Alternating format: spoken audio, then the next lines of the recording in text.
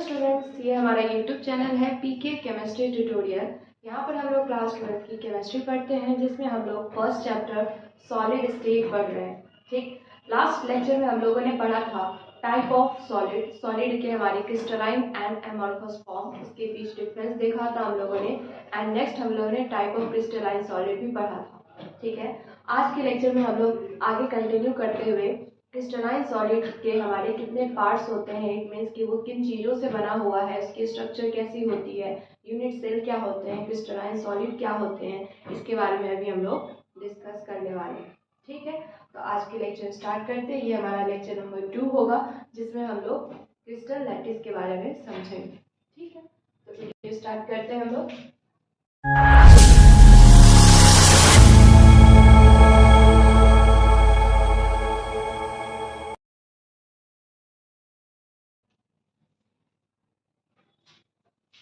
देखो बच्चों, यहाँ पर हम लोग का टॉपिक हो जाएगा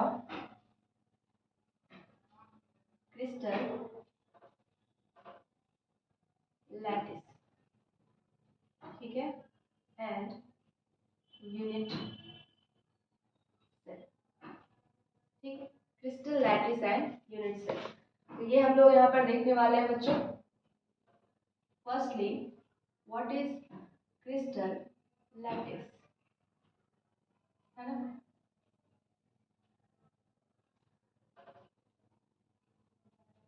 क्रिस्टल लैटिस क्या होता है? तो कोई भी सॉलिड जब हम लोग उठाते हैं तो उसकी हम लोग को जो 3D फिगर दिखती है उसे हम लोग क्या बोलते हैं बच्चों? क्रिस्टल लैटिस बोलते हैं। ठीक है, जो कि एक रिपीटिंग यूनिट से बना होता है, उस रिपीटिंग यूनिट को हम लोग यूनिट सेल बोलते हैं। और ये यूनिट सेल हमारे किन चीज़ों से बना है बच्चों? सॉलिड से। और सॉलिड किन चीज़ों से बना है? हम लोग जानते हैं कि या तो वो आयन से बना होगा, या तो मॉलिक्यूल से बना होगा, या तो एटम से बना होगा।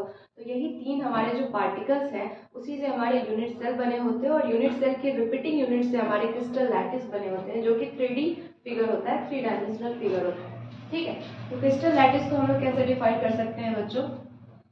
Regular arrangement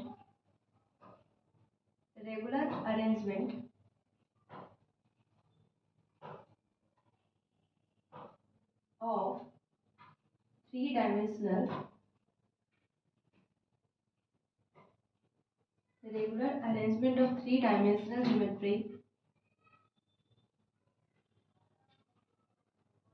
which form a solid structure in space। ठीक है, स्पेस में जो हमारे 3D फिगर होते हैं, जो एक 3 डायमेंशनल ज्योमेट्री होती है, उसे ही हम लोग क्या बोलते हैं बच्चों? क्रिस्टल लैटिस बोलते हैं। ठीक है, क्रिस्टल लैटिस हमारे यहाँ पर, अगर इसे हम लोग स्ट्रक्चर के फॉर्म में देखें,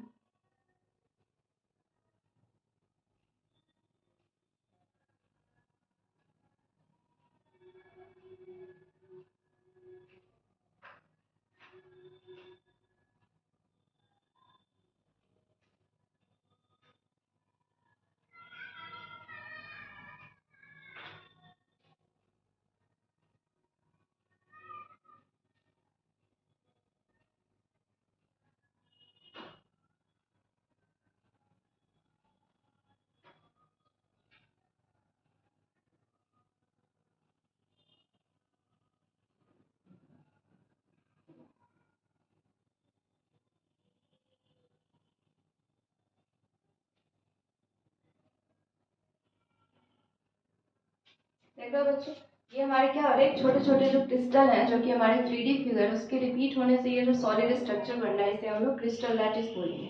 ठीक है, तो ये हमारा टोटल जो है क्या कहलाएगा?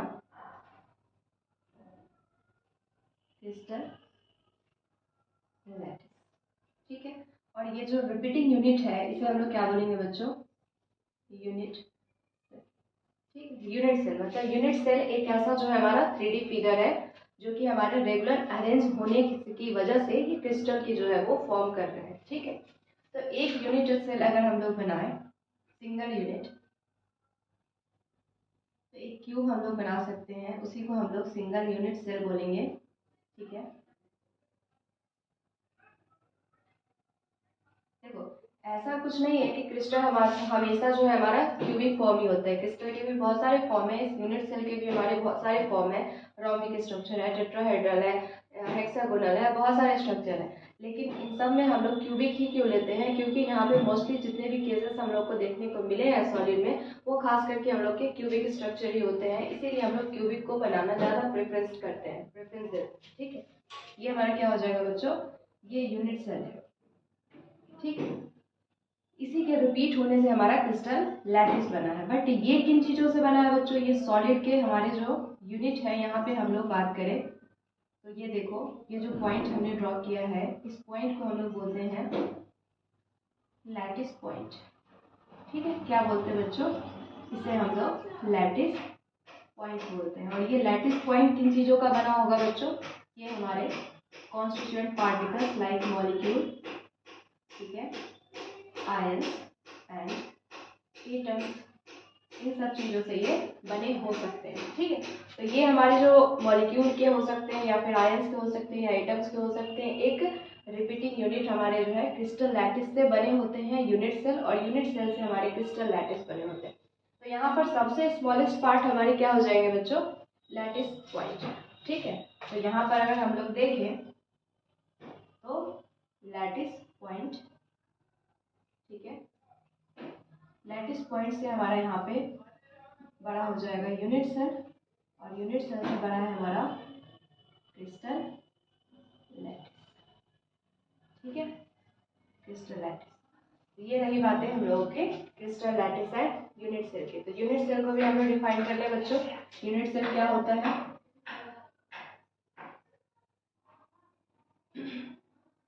स्मॉलेस्ट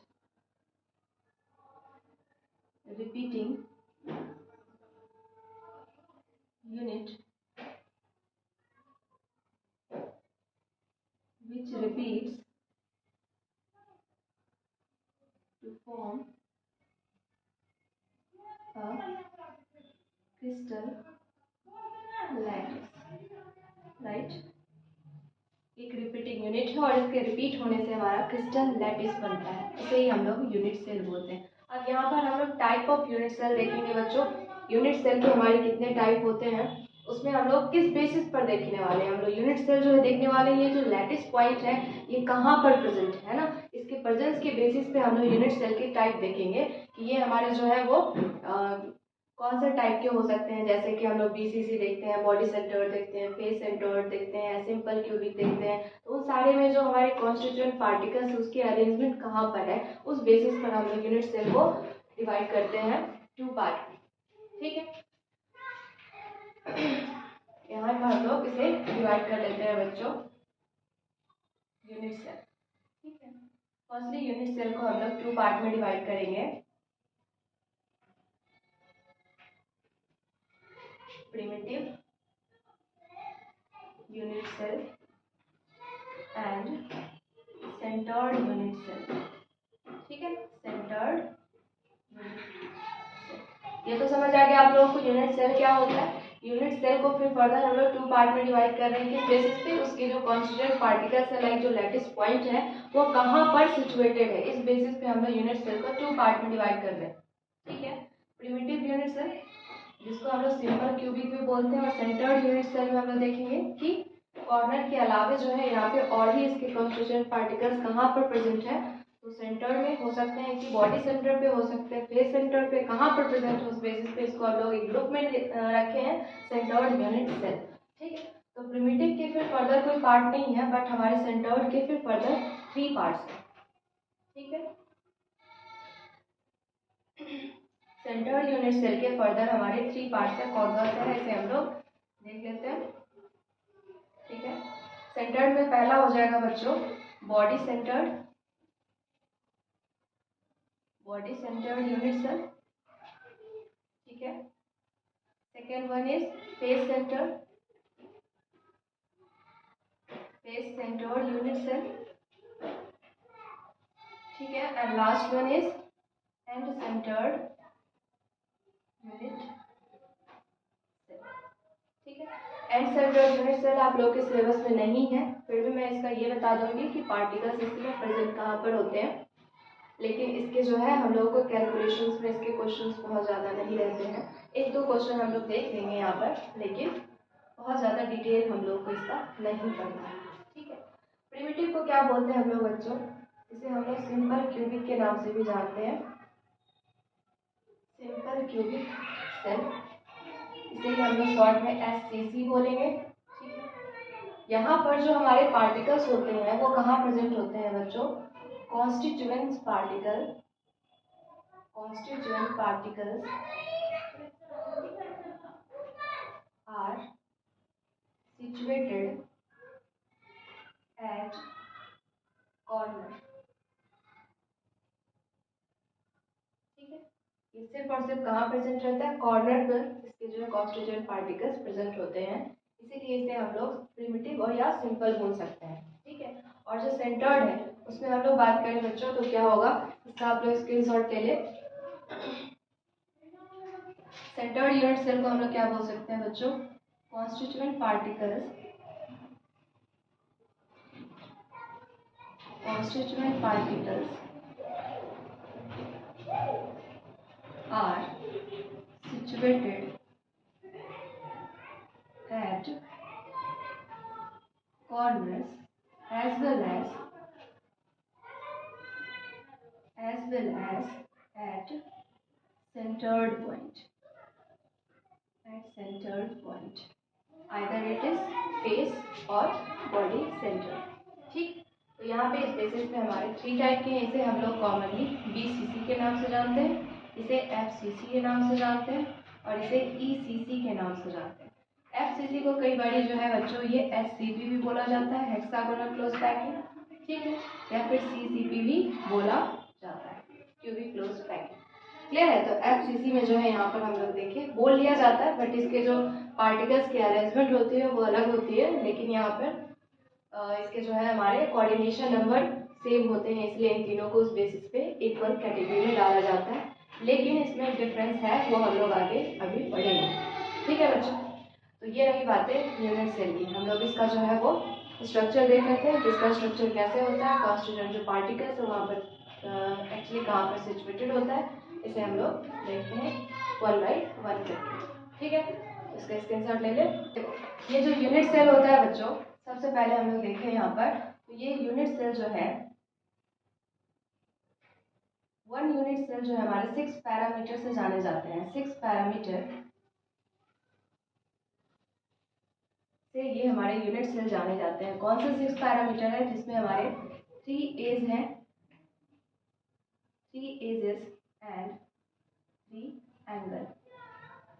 ठीक है, ये एंगल किसके बीच है? एज के बीच में जो हमारे एंगल्स हैं उसे हम लोग यहाँ पर देखते हैं। एजेस में हम लोग बात करेंगे ABC। ठीक है, और यहाँ पे एंगल में हम लोग बात करेंगे अल्फा, बीटा एंड गामा। अगर हम लोग एक यूनिट सेल को यहाँ पर ड्रॉ करें या फिर एक पॉइंट को ड्रॉ करते हैं, क्रिस्टल पॉइंट को,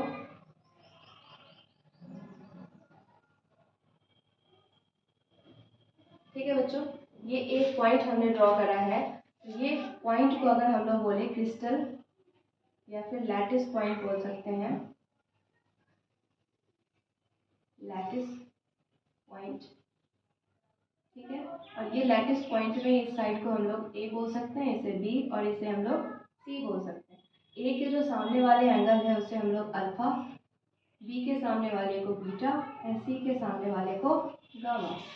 समझ आ रहा है बच्चों? तो ये हमारे 3 एंगल है और ये 3 हमारे लेंथ है, जिसे हम एज लेंथ बोल रहे हैं। तो ये 6 पैरामीटर से एक यूनिट सेल जाना जाता है। इसी बेसिस पे हम लोग टाइप ऑफ क्रिस्टल भी देखेंगे, जो कि हमारे 7 टाइप के क्रिस्टल सिस्टम होते हैं और वो इसी एज पे या फिर हमारे एंगल पे बेस्ड होते हैं। उसको हम लोग देखने वाले हैं अभी, लेकिन फिलहाल अभी हम लोग जो यूनिट सेल के अभी टाइप पढ़े हैं उसके स्ट्रक्चर देखते हैं कि कौन कौन से स्ट्रक्चर होता है। फर्स्टली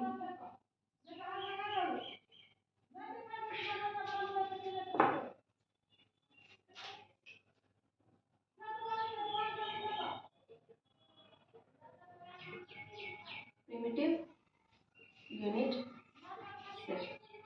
ठीक है,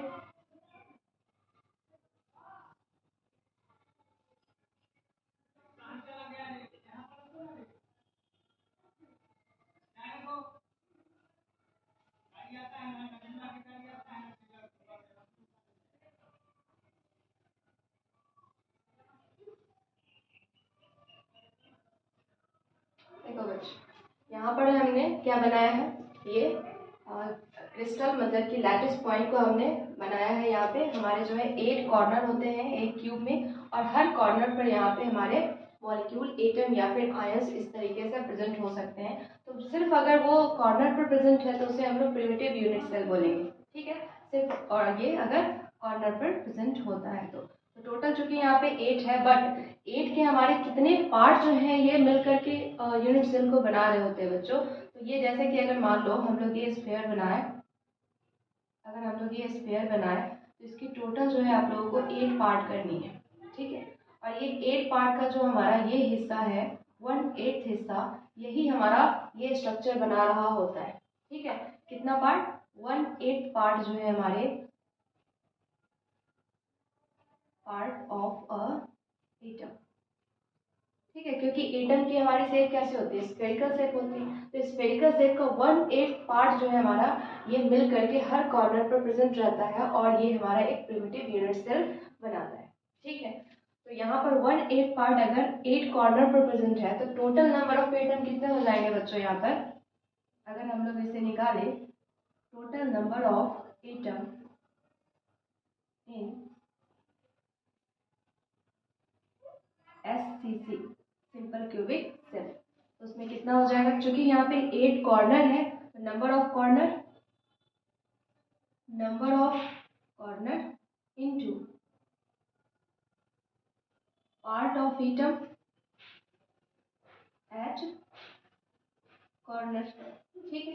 कॉर्नर पर कितने एटम के कितने पार्ट प्रेजेंट है और नंबर ऑफ कॉर्नर कितने हैं, दोनों को अगर मल्टीप्लाई कर दे तो हमें टोटल नंबर ऑफ एटम्स आ जाएगा, ठीक है। तो यहाँ पे हम लोग देखें कॉर्नर टोटल कितने हैं, 8 कॉर्नर होते हैं इनटू कितने पार्ट, 1/8 पार्ट, ठीक है। तो 8 से 8 अगर हम लोग यहाँ पर कैंसिल करें तो कितने नंबर ऑफ एटम प्रेजेंट होते हैं बच्चों, 1, ठीक है। तो 1 एटम हमारे सिर्फ और सिर्फ प्रेजेंट होते हैं किसमें, प्रिमिटिव यूनिट सेल में। ये याद रखना है आप लोग को, ये बहुत इंपॉर्टेंट है कि हमारे सिंपल क्यूबिक सेल बोल लो या फिर प्रिमिटिव यूनिट सेल, इसमें हमारे सिर्फ और सिर्फ 1 एटम प्रेजेंट होते हैं, ठीक है। ये रही बातें primitive unit cell, okay. Next हम लोग यहाँ पर देखेंगे प्रिमिटिव के बाद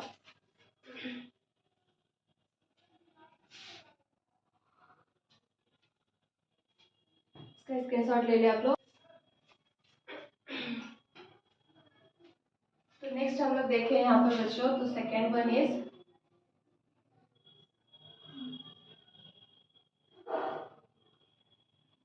सेंटर्ड यूनिट सेल, जिसमें हम लोग पहला देखेंगे बॉडी सेंटर्ड यूनिट सेल, ठीक है। इसे हम लोग कॉमनली क्या बोलते हैं बच्चों, BCC, ठीक है। तो चलो ठीक है, इसे हम लोग बना करके चेक करते हैं कि किस तरीके से यहाँ पे हमारे एटम्स की अरेंजमेंट होती है।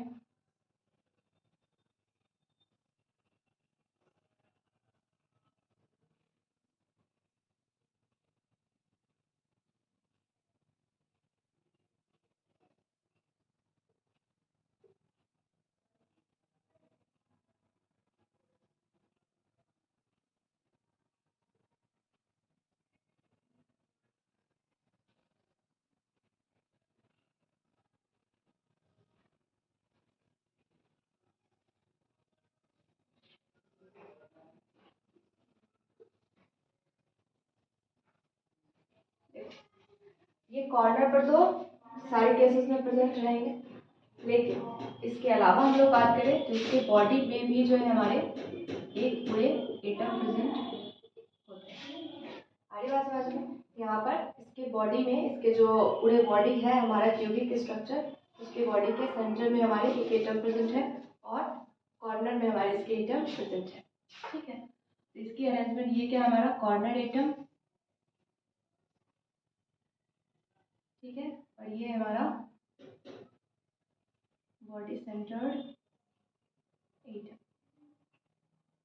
ठीक है। इसकी कैलकुलेशन करें अगर टोटल नंबर ऑफ एटम तो कितना हो जाएगा बच्चों, टोटल नंबर ऑफ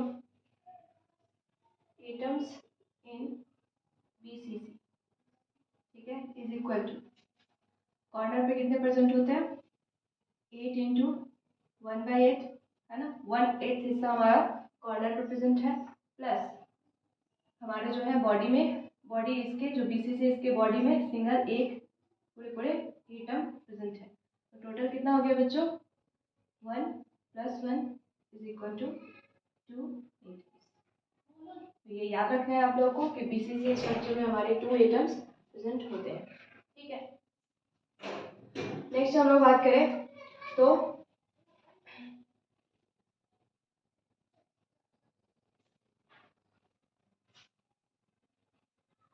इसका स्क्रीनशॉट ले लें आप लोग। ठीक है, नेक्स्ट हम लोग आगे देखते हैं।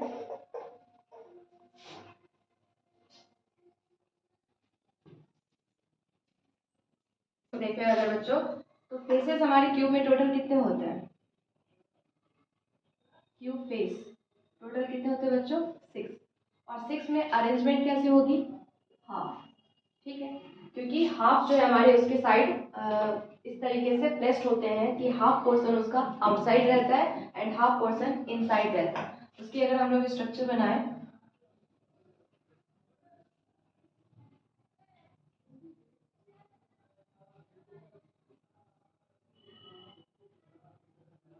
ठीक है, ये तो क्यूब बन गया। इसके हमारे कॉर्नर पर प्रेजेंट तो रहेंगे ही, क्योंकि हर केसेस में हम लोगों ने देखा है कॉर्नर पर हमारे 8 एटम जो है वो प्रेजेंट, सॉरी 1/8 हिस्सा एटम का प्रेजेंट रहने वाला है। लेकिन अगर हम लोग फेस की बात करें, मान लो ये एक फेस हो गया, दूसरा ये है, ठीक है, तीसरा और ये चौथा। क्लियर है, ये 4 फेस पे हम लोगों ने बना लिया, जो हमारे ये एक फेस इधर होंगे आउटसाइड और एक फेस जो है हमारे इनसाइड होंगे, एक फ्रंट वाले फेस, एक हमारे बैक वाले फेस। तो ये हमने बीच में 2 बनाए। तो टोटल हमारे कितने हो गए फेसेस, 6 हो गए। और 6 पे अरेंजमेंट कैसी है, एटम्स की अरेंजमेंट हाफ होती है। जैसे कॉर्नर पे 1/8 हिस्सा प्रेजेंट है, वैसे हम लोग को फेसेस पे देखें तो हाफ जो है अमाउंट उसकी प्रेजेंट होती है।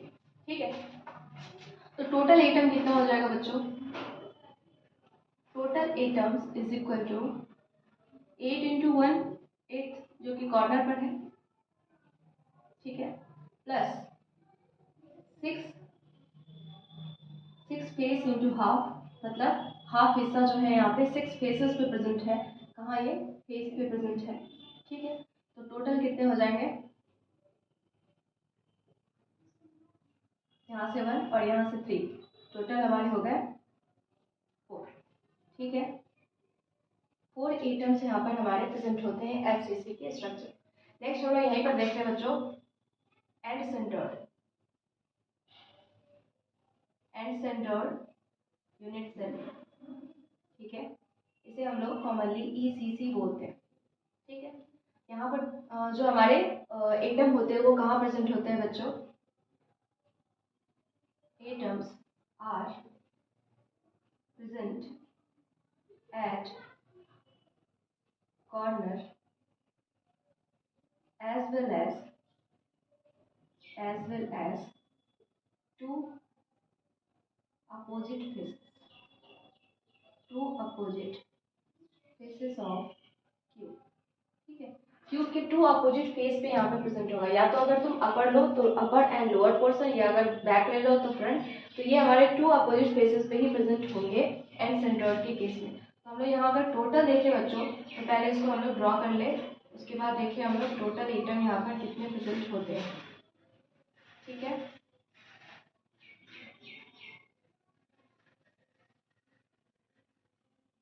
एट हमें हर केसेस में बनाने ही है।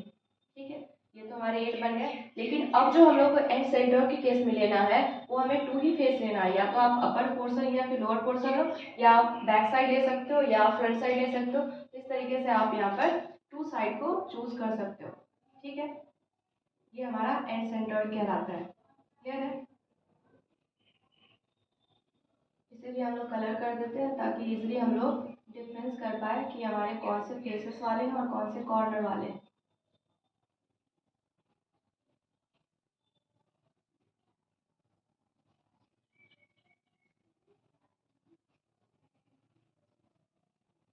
ठीक है,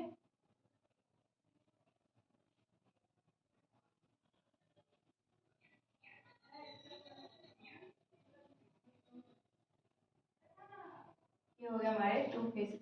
तो टोटल अगर हम लोग यहाँ पर निकाले बच्चों तो कितना हो जाएगा, total number of atom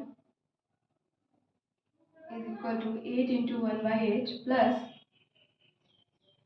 2 into half. ठीक है, क्योंकि दो ही एटम है और दोनों की फेस पे हमेशा जब भी हम लोग फेस की बात करेंगे तो उस पर जो अरेंजमेंट है उसकी हाफ ही होगी, एटम के हाफ अमाउंट जो है हमारे फेस पे प्रेजेंट होते हैं। ठीक है, तो 2 से यहाँ पे हम लोग कैंसिल करें 1 1 एंड टोटल कितने हो जाएंगे 1 + 1 इज इक्वल टू 2 एटम। किसकी तरह आ गया ये बीसीसी की तरह, है ना। बीसीसी में हमारे कितने आए थे टोटल, उसमें भी 2 एटम्स आए थे। उसमें हमारे एक पूरे एटम बॉडी के सेंटर के अंदर रखे हुए थे, इसलिए उस वहाँ पे हम लोगों ने 1 कंसीडर किया था और कॉर्नर पे टोटल हमारे 1 थे, तो वहाँ पर भी हमारे 2 ही अरेंजमेंट आए थे और यहाँ पे भी हमारे 2 एटम्स आए हैं। तो याद रखना है, बट यहाँ पे अरेंजमेंट कुछ अलग है क्योंकि यहाँ पे फेसेस पे प्रेजेंट है और हाफ हिस्सा हमारा फेस पे प्रेजेंट है, उसकी वजह से यहाँ पे 2 एटम आया है। जबकि बीसीसी में हम लोगों ने देखा कि 1 हमारे कॉर्नर पर और 1 जो हमारे बॉडी के सेंटर पे प्रेजेंट थे। तो ये हमारे टोटल नंबर ऑफ एटम्स की अरेंजमेंट है। इस तरीके से हम लोगों ने यूनिट सेल का जो है टाइप देखा कि हमारे किस टाइप के जो हमारे यूनिट सेल होते हैं उसके जो कॉन्स्टिट्यूएंट पार्टिकल्स उसकी अरेंजमेंट कहाँ है, इस बेसिस पे हम लोगों ने यूनिट सेल को देखा। ठीक, अब जो यूनिट सेल के हमारे पैरामीटर्स है जो कि 6 पैरामीटर्स से वो जाना चाहता है, उस बेसिस पे हम लोग क्रिस्टल सिस्टम देखेंगे। ठीक है, टोटल क्रिस्टल सिस्टम कितने होते हैं, टोटल ब्रेविस लैटिस कितने होते हैं, ये हम लोग देखेंगे यहाँ पर